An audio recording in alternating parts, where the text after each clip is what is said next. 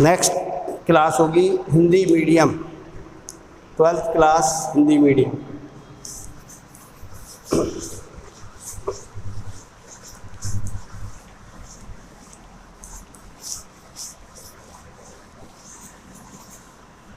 Twelfth class English Hindi medium में Hindi medium अवकल समीकरण हमारे चल रहे थे। अवकल समीकरण 2.1 सॉरी 12.1, 12.2, 12.3 में करा चुका था। चैप्टर 12 चल रहा है अवकल समीकरण 12, और अवकल समीकरण में 12.2, 12.3 तक हो गई थी। Average differential equation of first order and first degree का सॉल्व करना, ये अवकल समीकरण हल करना सिखा रहा हूँ मैं भी आपको।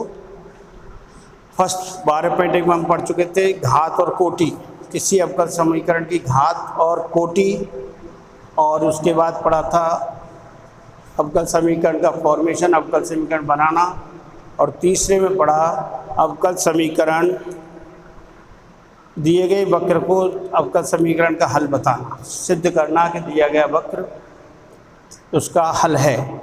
ये था 12.3 तक। अब है अवकल समीकरण का हल। अवकल समीकरण हल करने के जो मेथड हैं, सबसे पहला है सेपरेटिंग द वेरिएबल, चर पृथक्करण द्वारा अवकल समीकरण का हल। टॉपिक है आज का अवकल समीकरण का हल। फर्स्ट मेथड है चर पृथक्करण द्वारा, चर पृथक्करण द्वारा। पहला मेथड है चर पृथक्करण द्वारा, दूसरा है चर पृथक्करण के रूप में बदले जा सकने वाला, तीसरा है समघातीय है, चौथा है समघाती में बदले जा सकने वाला, पांचवा है रेखिक अवकल समीकरण, और रेखिक अवकल समीकरण में बदले जा सकने वाला। तो ये चर अवकल समीकरण हल करने की विधि, पहला चर पृथक्करण द्वारा, सेकंड है चर पृथक्करण में बदले जा सकने वाले।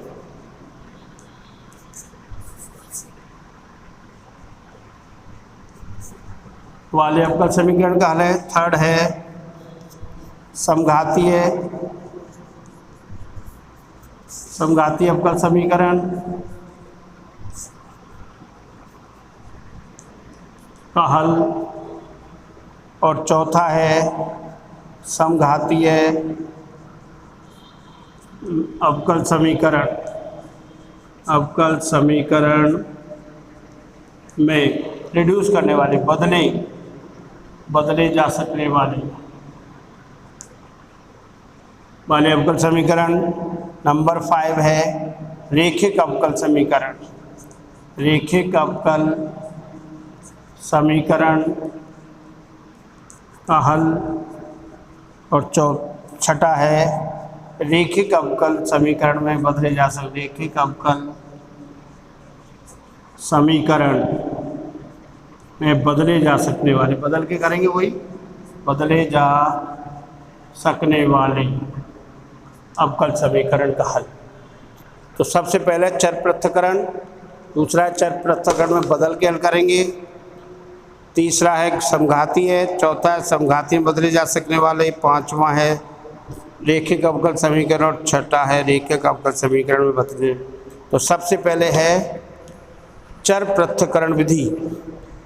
देखिए किसी भी अवकल समीकरण दो चर होंगे, एक्स और वाई, एक्स और वाई। तो चर पृथक्करण के लिए क्वेश्चन नंबर एग्जाम्पल नंबर 8 है, एग्जाम्पल नंबर 8, उदाहरण 8, चर पृथक्करण से कैसे करेंगे। dy/dx = e की पावर x + y, ये आपका अवकल समीकरण हल करो। अब अवकल समीकरण हल करने का मतलब है हमें y के रूप में आंसर लाना है। हमें क्या लाना है, फलन y लाना है। y फलन होगा जो x के पदों में होगा।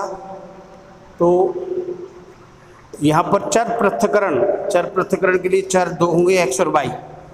x वाले चर पद तो किसके साथ जाने चाहिए, dx के साथ, आसानी से गणितीय रूप से सही रूप में जाना चाहिए। इसको आप लिखेंगे dy अपॉन dx। समान आधार पर घातें जुड़ जाती हैं, गुणा हो रही होती हैं। जुड़ी हुई घातों को हमने समान आधार पर गुणा कर दिया, देख सकते हैं ऐसा। अब देखिए dy अपॉन dx फ्लेक्सिबल है, बताया हुआ आपको। dy अपॉन dx को इधर उधर पक्षांतरण किया जा सकता है, y परिवर्तन और x में परिवर्तन। तो यहाँ चर पृथक्करण कर रहे हैं, dy के साथ तो आने चाहिए y वाले पद, और x dx के साथ e की घात x। तो चर पृथक्करण करने पर, चर पृथक्करण करने पर बताइए भाई, ये आ गया 1 अपॉन e की पावर y dy और e की पावर x dx। dx इधर आ गया, e की पावर y, तो ये आ गया e की पावर माइनस y dy और ये हो गया e की पावर x dx। सबसे पहले dy अपॉन dx और e की पावर x प्लस y था। चर पृथक्करण करने का मतलब है x के सभी पद dx के साथ होने चाहिए और y के सभी पद dy के साथ। e की पावर x प्लस y समान आधार पर घातें जुड़ती हैं, कब? जब गुणा होता है। तो हमने इस जुड़ी घातों को गुणा के रूप में लिख दिया। अब चर पृथक आसानी से हो रहे हैं, देखिए dy के साथ e की पावर y गया, dx के साथ e की घात है, e की पावर y 1 अपॉन में, तो ऊपर जाके माइनस, इसका समाकलन कर दीजिए। बोलिए e की पावर माइनस y का y के रेस्पेक्ट हो रहा है, और ये -1, अरे -1 से भाग देंगे ना, ये -1 इक्वस टू e की पावर x प्लस c। ये हो गया माइनस e की power minus y is equals to e की पावर x प्लस c। ये इसका हल है। अब बाकी इसको इधर उधर तोड़ा मोड़ा जा सकता है, वो अलग बात है, नहीं तो इसका हल यही है। अब आप इसको इधर ले जाइए, उधर ले जाइए, कोई फ़र्क नहीं पड़ रहा है।